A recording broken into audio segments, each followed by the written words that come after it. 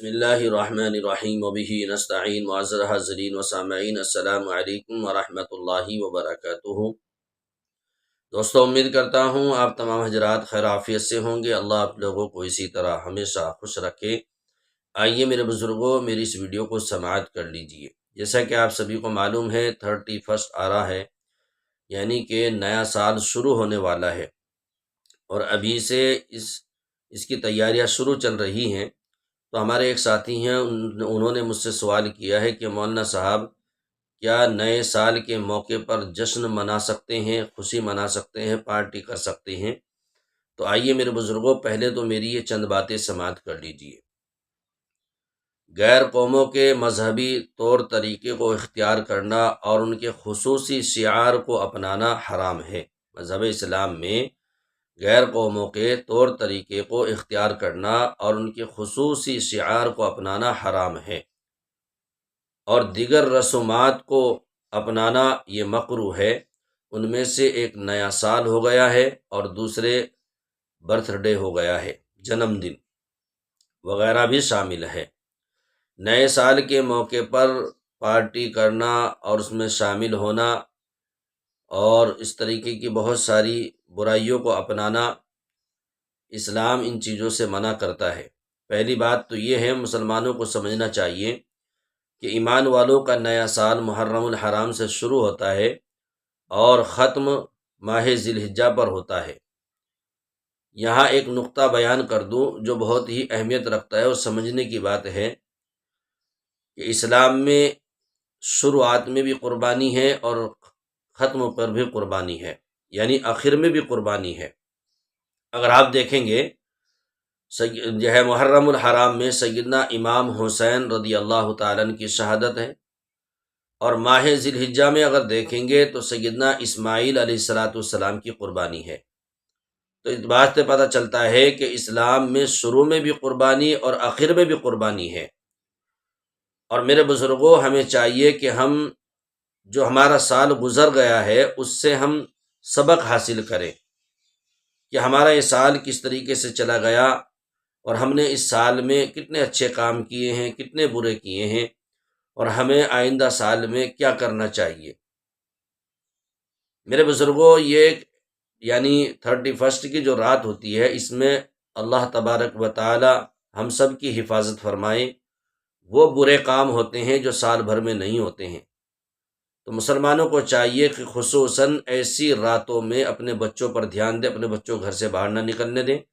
اس رات کے اندر جو ہے نا، زنا کاری، عیاشی، دھوکہ دھڑی، مکاری، یہ تمام چیزیں جنم لیتی ہیں، اور ابھی سے اس کی تیاریاں شروع ہو رہی ہیں۔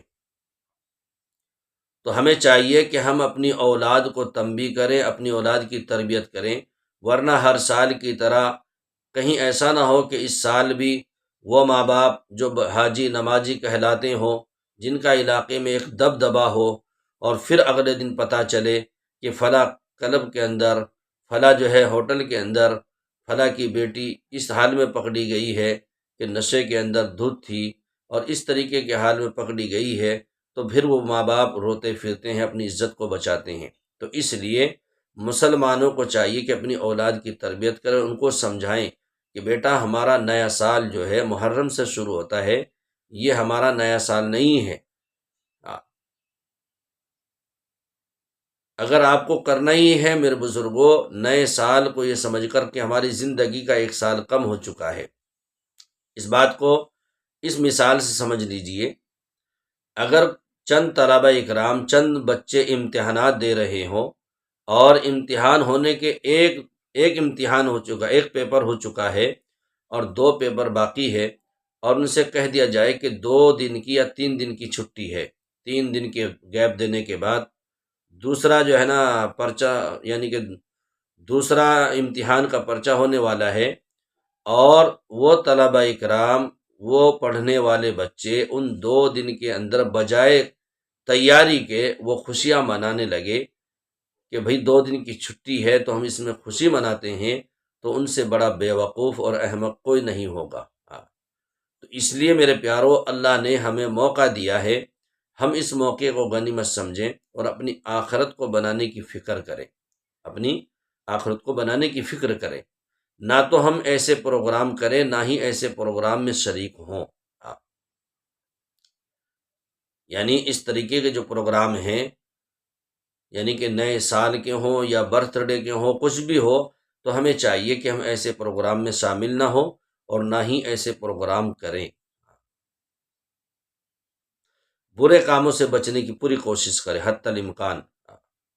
مسلمانوں کو چاہیے کہ اپنے بچوں کو دینی تعلیم سے آراستہ کریں، انہیں پتہ ہونا چاہیے کہ اسلام میں کیا چیز حرام ہے، کیا حلال ہے، کس چیز کو کرنے کا حکم دیا گیا ہے، کن چیزوں سے منع کیا گیا ہے۔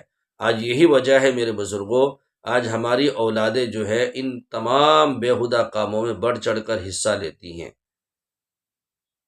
ماں باپ جو ہے ان کو تنبیہ کرنا نہیں پسند کرتے ہیں، ان کو سمجھانا پسند نہیں کرتے ہیں، اور بعد میں پھر وہ جو ہے خون کے آنسو روتے ہیں۔ تو اس لیے ابھی بھی موقع ہے، اپنے بچوں کو سمجھانے کی کوشش کریں، اور اس رات میں خصوصاً اپنے بچوں پہ دھیان رکھیں، گھر سے باہر نہ نکلنے دیں، اور ان کو سمجھائیں کہ باہر بالکل ہرگز نہ جائیں، اور تمام مسلمان ان تمام چیزوں سے دور رہیں۔